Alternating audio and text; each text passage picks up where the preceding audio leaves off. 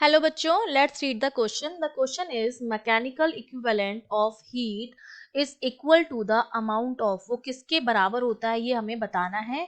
तो देखिए, इस क्वेश्चन को सॉल्व करने के लिए सबसे पहले तो हमें पता होना चाहिए कि हमारा जो मैकेनिकल इक्विवेलेंट ऑफ हीट होता है वो होता क्या है. देखिए, ये जो हमारा मैकेनिकल इक्विवेलेंट ऑफ हीट होता है इसको हम रिप्रेजेंट करते हैं जे से. मैकेनिकल इक्विवेलेंट ऑफ हीट, इसको हम रिप्रेजेंट करते हैं जे से. जब हम जूल्स लॉ की बात करते हैं तो जूल्स लॉ हमसे ये कहता है कि हमारा जो मैकेनिकल वर्क डन होता है W, जो हमारा मैकेनिकल वर्क डन है वो प्रोपोर्शनल होता है हीट प्रोड्यूस के. ठीक है, तो यहाँ से जब प्रोपोर्शनल का साइन हटाते हैं ये मेरे पास आता है जे एच, जहाँ पर जे जो है मेरा वो मैकेनिकल इक्विवेलेंट ऑफ हीट है. तो बेसिकली ये मेरे पास जो होता है एक कन्वर्जन फैक्टर होता है. ये जो जे होता है मेरे पास वो एक क्या होता है, कन्वर्जन फैक्टर होता है, जिससे हम क्या कर सकते हैं कि जो हमारी एनर्जी है उसको हम, या जो हीट है उसको हम सीजीएच सिस्टम से एसआई सिस्टम में कन्वर्ट करते हैं. क्योंकि सीजीएस में हम कैलोरी या किलो कैलोरी यूज करते हैं, और अगर हमें जूल में कन्वर्ट करना है उसको, क्योंकि एसआई यूनिट में वो क्या होता है, जूल होता है, तो उसके लिए हम यूज करते हैं मैकेनिकल इक्विवेलेंट हीट, जो हमारा एक कन्वर्जन फैक्टर होता है. ठीक है, अब अगर यहाँ पर मैं मान लूं कि मेरी जो हीट है एच, यहाँ से देखिए जे मेरा कितना किसके बराबर आ जाएगा, डब्ल्यू अपॉन एच के बराबर आ जाएगा.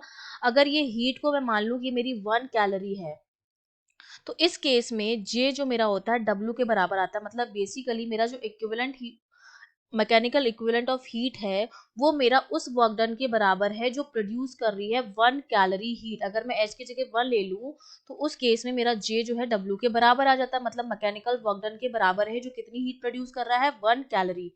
तो एक तो मेरा हो जाएगा कि ये वर्क डन है. ठीक है, सबसे पहली चीज आ जाएगी कि हमारा ये क्या है, वर्क डन हो जाएगा.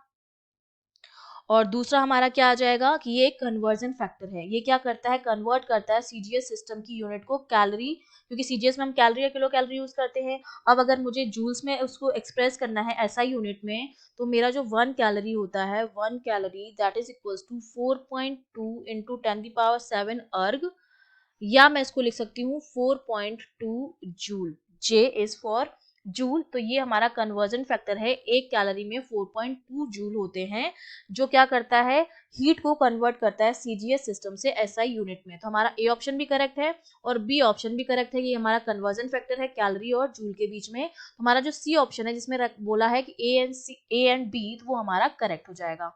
I hope you understood well. All the best.